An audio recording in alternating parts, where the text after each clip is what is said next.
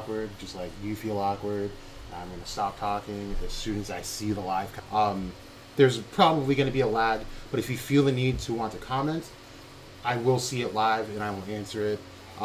Right there. Okay, I see it now. Okay, great. Cool, no more awkward talking. But yeah, if you want to leave a comment, feel free to. I'll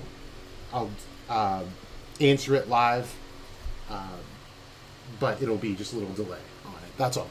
Anyway, this is Jack. Let's go. You either know or you don't. So in between the last live and this live, I got a text from my boss saying that he needs me to come in earlier. So I might not spend too much time on this, but I will still give this a thorough read and review because I've heard all the hype about this week's chapter and how it's supposed to be insane. And if you've been following me on Twitter, you know that I'm really digging My Hero Academia. What I like about this series, okay, let me compare it to Black Clover really quick. Even though it's not the preferred thing for everyone. But the thing is, My Hero Academia doesn't take so many mental gymnastics to figure out. This is a very straightforward series, and it's just very creative. And it's just one of those manga that I love sitting down to read and just enjoying. I don't have to go if I dig into the freaking Japanese lore or deep African lore, I don't have to do all that. I can just read it and kind of take the information as it comes and make some assumptions here and there, but it's nothing crazy. And it's not to say that the series is for dumb people. I'm just saying sometimes you don't need all of that to be a good series, and that's what I like about My Hero Academia. So without further ado, let's get into this because I heard it gets nuts. Okay, so this looks like it might be Shiggy's dad. I could be wrong. I'm still a little weird with the character names. There's a lot to remember, and I read this all at once, so forgive me if I do make any mistakes. But this does look like Shiggy's dad. And he says, "You heroes hurt your own families just to help complete strangers," which is something Shiggy's dad did say. So we see Shiggy, and looks like his bones are cracking and stuff. That's a really terrifying picture. These writers just know how to draw Shiggy, because just his back looks terrifying. It doesn't look like the rest of the manga at all. It just looks terrifying. So then we have, who is that? Whoever's with Eraserhead. It says, "Let's find cover and keep that water flowing manual." And Eraserhead said, "Finish him off quick." Eraserhead's been really holding it down. If Eraserhead was not there, these guys would be done. No question, no ifs, ands, or buts. Eraserhead is the MVP right now. And then Gran Torino's like, "What's going on now?" And did Shiggy lose an entire arm? What happened off screen, All right. So he's getting up, and he says, "You heroes, pretend to be society's guardians. For generations, you pretended not to see those you couldn't protect and swept their pain under the rug. It's tainted everything you've built." And it's showing Shigaraki as a kid walking through silhouettes of people in a crowd. And so look, when I stopped to appreciate some of this stuff, it comes from actually being in school and studying this sort of stuff. So part of what I was in theater a lot. I did a lot of studying on films, and just the way this is drawn is perfect for Shigaraki's situation. This, very simple, but the way it's drawn tells you a whole story. Because while the crowd is moving one direction, it's the flow of the crowd, Shigaraki's going against it. And this is his whole persona, right? That's his whole mission, is going against the regular flow of everything. And no one's paying attention to him. He's a child, and no one's paying attention to him. So it's showing that, yes, if you look at the page before, Shigaraki is this really ugly, just person, not just physically, but inside. And this shows it's not because he's rotten. It's because the people around him, society, did not care to stop for him and check on him. He's a child. So, I'd be surprised if someone didn't turn out like that. And it looks like one lady does stop to acknowledge him. And it says, "I'm sure the police or a hero or somebody can help you." Never mind. Damn, she's worse than everyone who ignored him. she willingly saw him and said, "Oh, no, like someone else will do it." She's all right. So I get Shigaraki's mindset. So it says that means your system's all rotten from the inside with maggots crawling out. It all builds up little by little over time, and I don't think he's wrong. It says you've got the common trash, all too dependent on being protected, and the brave guardians who created the trash that need coddling. It's corrupt, vicious cycle. Everything I've witnessed, this whole system you've built, has always rejected me. Now I'm ready to reject it. That's why I destroy. That's why I took this power for myself. Simple enough, yeah? I don't care if you don't understand. That's what makes us heroes and villains. And it looks like his arm is regenerating. Dude, there's too many quirks. All right. So, this is so crazy. I mean, he just broke it down for us. And, like, it's hard to blame this. It's hard to blame it. If you've ever, like, back when this first channel started, back when this channel first started, I used to talk a lot about Naruto, and I probably will in the future. It's hard for me to label people bad when there are actual influences that really affected them on the outside. So if you watch Naruto and you are aware of like the Blood Mist Village, yo, what's up, Josuke? I'm glad you're in, bro. And you're familiar with like the Blood Mist, the reason all those injured Zabuza, Kisame, Haku, the reason why they turned out to be like demons was because the Blood Mist set them up that way. They had to kill like their best friends and shit. Like, yeah, they're gonna get fucked up. Sasuke, take Sasuke for example, had to witness his entire family die up to like, I think it was like 60,000 times. It was in the double digits thousands. But like, for people to call him an edgelord after that was crazy. It was like, dude, he witnessed his parents and his entire family die. Of course, I'm surprised he wasn't more fucked up, to be honest. But this is the thing. Like, he is not wrong. What he is doing is wrong, though. And that's what makes him bad, of course. But I can't not try to reason with why he's doing what he's doing. So let's go on. Looks like Endeavor's just planning on blasting this kid away. Like, screw your monologue and screw you. He said, thanks for the breather. And since you're on death's door and all, prepared to... Nope.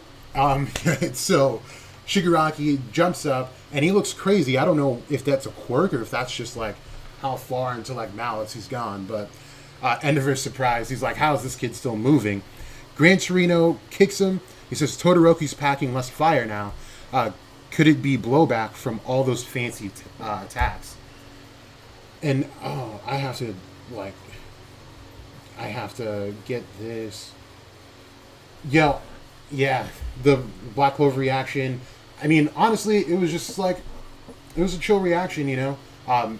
Not too much in depth, but I had to get on some of the people viewing. I was just like, yo, y'all have been finessing me. I've been saying for a while, Gray, I knew her magic was not transformation. But, so I can't wait till we get into that. But that video should be popping up pretty soon. In case you just want to look at it again. But I'll hit you up next time before I go live. So it says, Gran Torino, this one's also seen better days. He's pushing past his limits to keep fighting. So Gran Torino's just like everywhere. I love how like perceptive Gran Torino is. He's like the best grandpa figure in this series right now.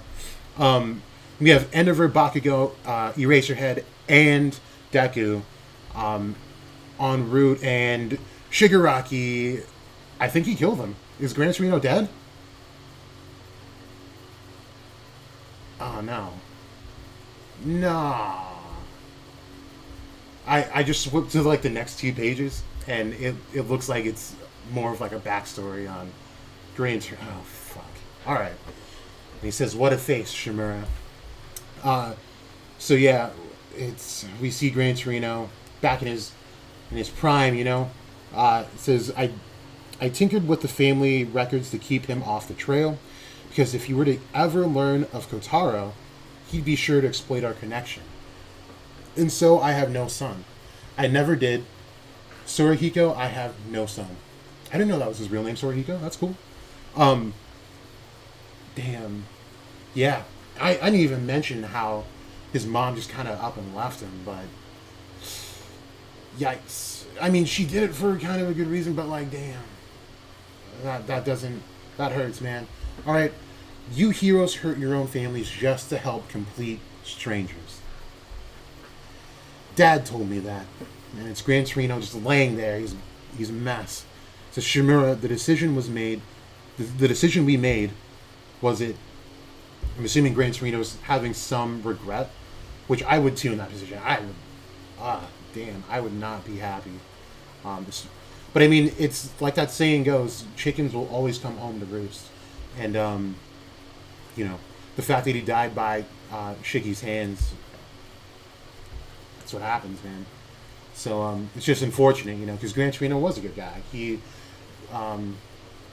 always been a pretty good hero for the most part. So kind of sucks, but chickens do come home to roost, you know. So Deku's coming in. He's a mess. He's crying. And Shigaraki is starting to stand up, and he says, "Power." And Endeavor's warning Deku, don't chip them. Warning Deku to stay back. And Shigaraki dodges, and it looks like Bakugo's just behind Deku. And he's saying he's somehow even faster now.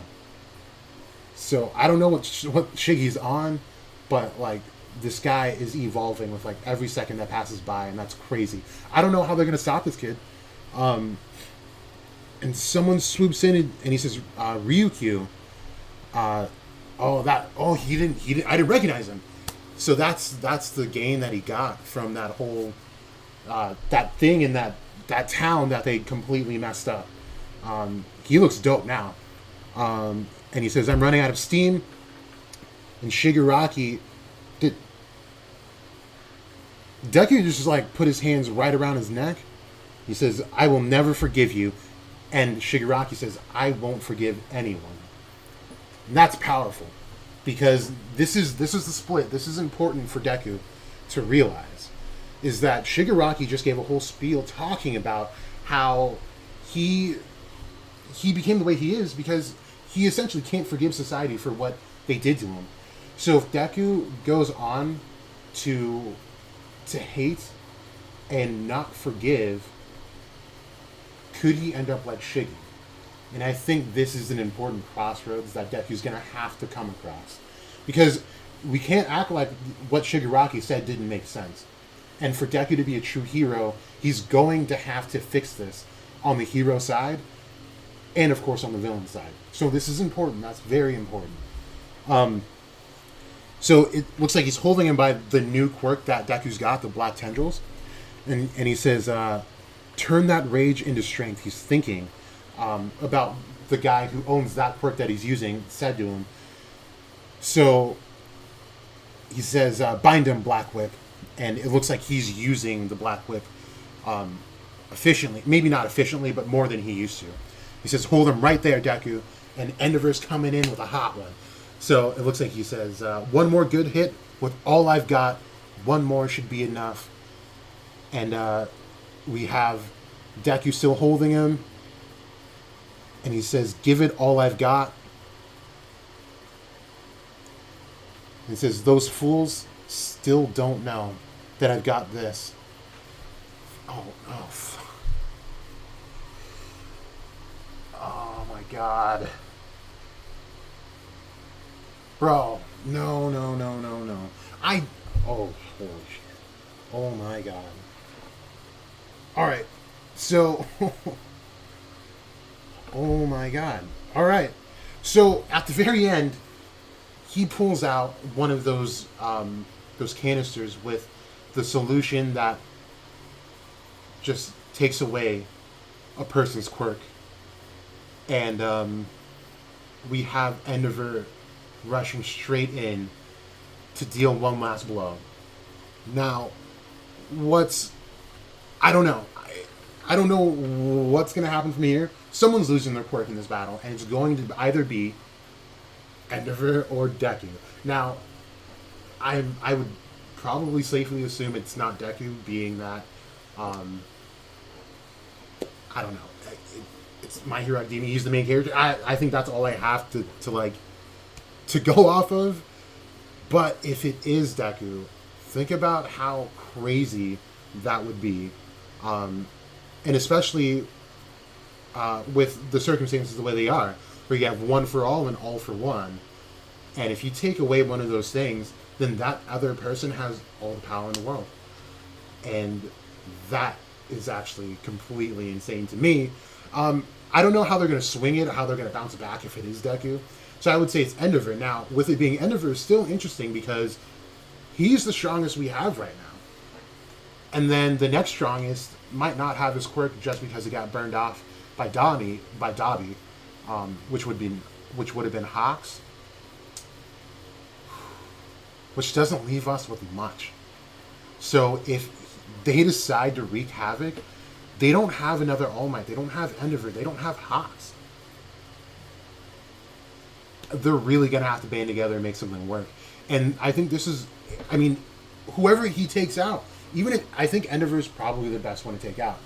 Because no one is going to develop until they need to. Just like we've seen for this entire series, they've always had All Might to fall back on. But they won't have that anymore. So it'll force them to grow.